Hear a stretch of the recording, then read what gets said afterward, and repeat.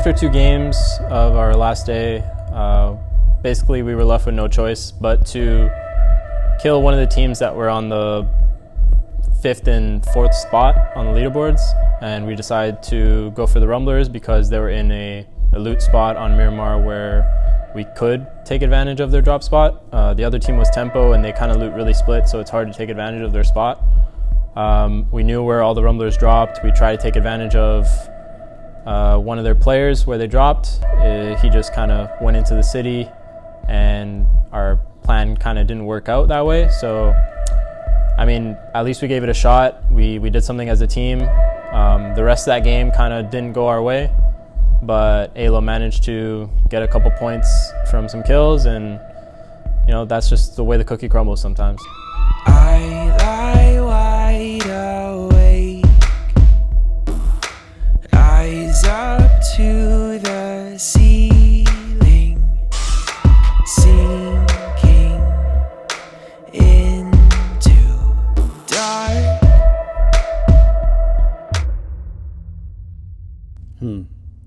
That's a tough one. Those guys have been my teammates and my coach for over 2 years, and it's a pretty big change because I basically grew into the player I am now with them. So it's like a bond that really can't be replaced. It's like I learned from them, and of course, you know, they learned from me. But it's definitely a big change.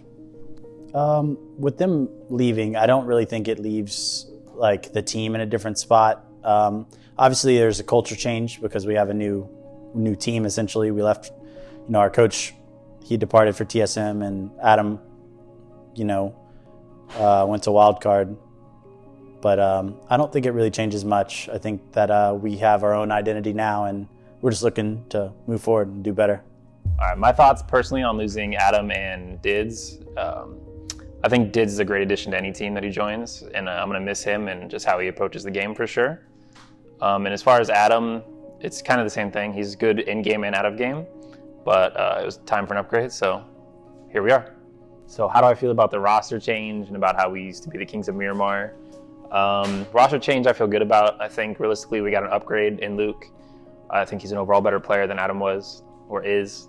And as far as Miramar, we'll get that form back for sure, and we're still going to be the Kings of Miramar. Throw in Sandhawk, throw in Erangel, it doesn't matter. As far as mentality or gameplay, I don't think it's really changed much. It's always been the same. It's always one game at a time, and it's always playing to win. Good morning, good evening, good afternoon. Welcome back to the OGN Super Arena, where we have new teams, old faces, one very fresh map, and 6 games a day. My name's Toffees. I'm joined by Cameron and down towards Zenith. Haven't had a really chance to talk about Lazarus. These guys are very known throughout the scene and made a little bit of a roster swap themselves, picking up big 12. I mean, this is big. Luke has been absolutely star performer. Yeah, and it's going to be a real test, I say. Obviously, the change of lobby, there's a different pace between NA and obviously the OCE competition that he's used to. Whether or not he can slot in and add, you know, something to Lazarus's team right now. It's insane fragger. It's just whether or not we're going to find that same confidence that he has from the OCE lobbies. Oh, Pentalol's just game kills here. And they're actually pushing towards a circle and wiping teams, so it's great to see them playing with this confidence. Pax is going to get shut down there by Alo. Zen actually swiveling around. Ross getting a tag onto Alo, and actually, they're Genesis as well. So with this, you can see Lazarus post up right off to the side of it. They were trying to hold the line, but on no life at this point. Zenith is on a roll right now. They're just hunting. They're moving from point to point, just polishing off anything that's alive next to them. And there we go, just keeping on, pumping up those kills. Yeah, all the way up to 9 kills now. How do I feel prepared for Phase 3? I think we're prepared pretty well. I think we have a better roster, obviously, than before. I think Luke's a big upgrade. And then Gunner's a great addition as well. Everybody loves Gunner, and he's always going to make sure the mood is at a great point. And he's really good so far, providing any information we need or anything like that. So my thoughts on the addition of Sandhawk are not great. I don't think Sandhawk's a good competitive map. But with that being said, we know how to play any map that we're put on. Like we play well as a team, and we can adapt better than any team in the league. So should be good. Well, Lazarus was heralded to be like one of the best Miramar teams in the world. And I gotta say, went on a little bit of a decline as far as it went through the last phase. But these guys hear what's going on around them. Got the vehicles. They're making the pass over next to them. You can see going for different repositions onto it. But Kendo's going to make the pass back over here. No shots coming out. Is he aware? I don't know. I think Kendo spotted out somebody on that pass over because that's just an interesting spot to stop and look back down on that complex. It is, yeah. This is interesting from Zenith. Obviously, this area of the map, there's not like way earlier than normal, like 3 minutes 30 seconds. They were pretty much Adam was already gone. Right in front of us. Yep, and I saw him fall. And as soon as he falls, there was like a gap in the fence, and I shot him, basically in between both of them. Nice, good call on fucking holding off on that nonsense. SSG had control of Cube, Wildcard didn't. They crossed over into the crates bridge, and that's what you saw. You spotted out the crates. That was Wildcard, yeah. Right now, I think we're playing great, but the area that needs improvement is going to be cleaning up our late game. We need to have better comms in the late game, and we need to like be a little bit more decisive and you know, take action as opposed to waiting and seeing like what's going to come to us. We have some of the highest kills in the whole MPL so far, and we have some of the best fraggers in the MPL. So there's really no reason why we shouldn't be being aggressive and taking the fight to people in the late game. I mean, I'm not really sure, you know, his style and his coaching. I know he was with the guys for a while, so I can't really comment too much on like, you know, how he worked with them. But from a personal standpoint, like the main thing I'm working on is just making sure like, you know, we're doing things together in game and out of game, and making sure we're good to each other and like everyone is just happy with each other because PUBG is like really, it's a mental game. So if out of game we're not happy with each other and we're not, you know, in the right state of mind, it's going to transfer over to in-game. So, you know, we've been eating healthy, going to the gym together, although they're eating cheeseburgers right now, but I mean, that's what OGN gave us. But yeah, we've been going to the gym, we've been doing a lot of things together. We're doing hours of VOD review together, everyone here, no one missing any a moment of it, and it's been great. I'm trying to shoot at this compound guy, yeah, so we can get a knock. Yo, land behind the car. Dampa, tell him this compound guy on the half wall. He's on the half wall 155. Smoking so I can. There's two in that. There's one guy on my mark on green. Yeah, we know. I'm holding those guys. There's two of them. I'll make sure they don't make their play. I can make sure the left guys don't push. There's two guys on the compound, bro. Yeah, you're killing them both. Oh my God. With your guns. Let's go. Shoot them with your guns. That's the IGL Careful, tempo he can right come there. into you guys. He can one way you guys. They're trying to smoke line in. Tell me when they start smoking. I can start nade spamming. They started smoking. Oh, tell me when they're in the smoke. I will. I have like no 5-5 by the way. I have no 7-6.